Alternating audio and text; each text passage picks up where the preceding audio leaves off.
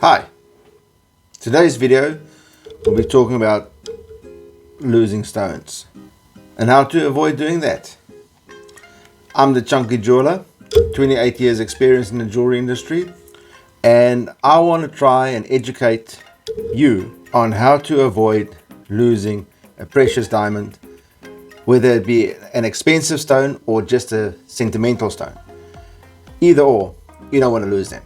And I'll show you 5 tips on how to avoid doing that.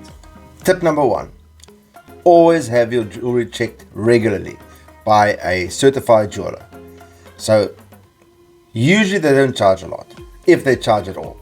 So you take your ring into your nearest jeweler. Usually try and go to one with a manufacturing jeweler on site. Right, you go in, you hand them the ring, you usually have it back within, sometimes it's the same day, sometimes they'll do it while you wait. Other times they'll say to you, come back in the afternoon if you drop it off in the morning. Other times they'll ask you if they might be a bit busy, ask you to come back the next day. But usually it's quite a quick and painless process. All right, so you hand them the ring, the jeweler will take it out the back, give it a good clean ultrasonic, have a good look at it, see if you can see any wear and tear on the claws. They will look at it through his loop and his visor to see if there's any wear on the claws or any imperfections in the stones, or a stone is about to fall out. And then they'll usually give it a good polish for you as well. So nice and clean, happy, and he'll tell you with confidence your stones are safe, your claws are not worn, nothing is hooking. They usually tighten the stones as well. And like I said, usually fairly inexpensive. Tip number 2. So if you're wearing your ring on a daily basis, like never take it off, you do the dishes, you do the gardening, you shower or bath with it on, wear it to work daily, sleep with it on, it never comes off, right? Then your ring, guaranteed, will lose a stone probably within 2 to 5 years. Because people don't realize that the rings needs maintenance too. As with your car, as with your home, as with everything, your rings needs to be maintained. So the first telltale sign is if you do this with your ring, and you can hear that. That means your claws are hooking. The little prongs that hold your stones in place, they are catching. So if they are catching, it's not going to be long before it catches something tough enough that will pry that prong open, right? And as soon as that prong is pried open, it's not holding the stone in place anymore. And then stone falls out, gone. Insurance claim, cheers. And if you don't have insurance, that ring goes to the drawer, never to be worn again. So tip number 3, if you wear your ring, this one's way too big, but bear with me, a ring next to your other ring, this ring does this the whole entire day while you're wearing it, and that in turn wears down the claws or the prongs. I want to do a close-up picture of this one soon. I'll pop it up onto the screen. And that grinds away slowly but surely grinds the claw away, essentially the prong. It grinds it away because you've got that friction motion doing that on a daily basis. So that's like sitting there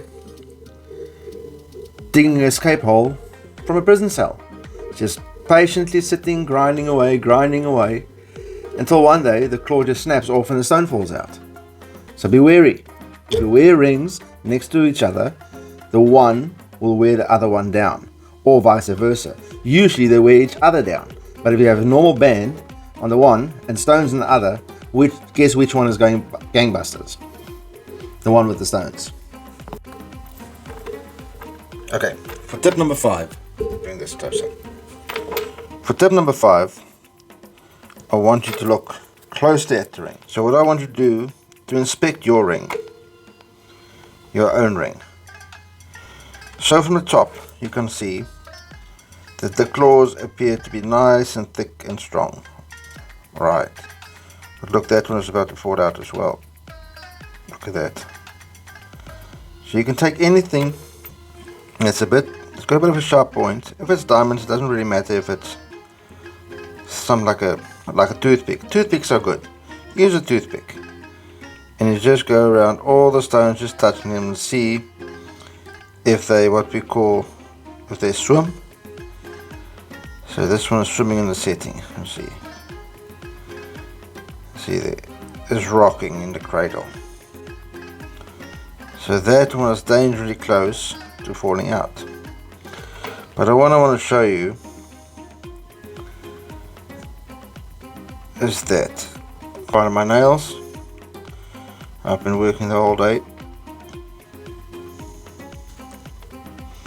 But that's what I want to show you. Oops. There.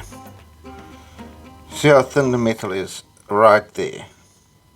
The prong on top looks nice and strong.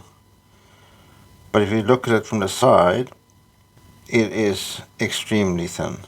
A lot of the time the jewelers that manufacture these rings aren't too concerned, especially if it's mass production stuff. We've spoken about this before. You know, they don't put the care into the rings as you would. Get some light. Sorry, I'm still semi unprofessional with video making. So what you want to do is find yourself a reputable jeweler. Take your rings in regularly, right? And stop buying. I don't want to say stop buying, but if you can avoid it, don't buy mass production stuff. Go to your local jeweler, support local, with a manufacturing jeweler on site. Talk to your friends, get some referrals, and that way you'll save yourself heartache and going broke. Because these suckers are expensive, friends. Look after it. Take care of your jewelry. Take care of yourself. I'll see you in the next one. Chunky Jeweler out. In today's video, I'd like to share with you 5 tips on how to prevent losing a gemstone, whether it's a precious sentimental stone or precious as an expensive stone. So don't do that.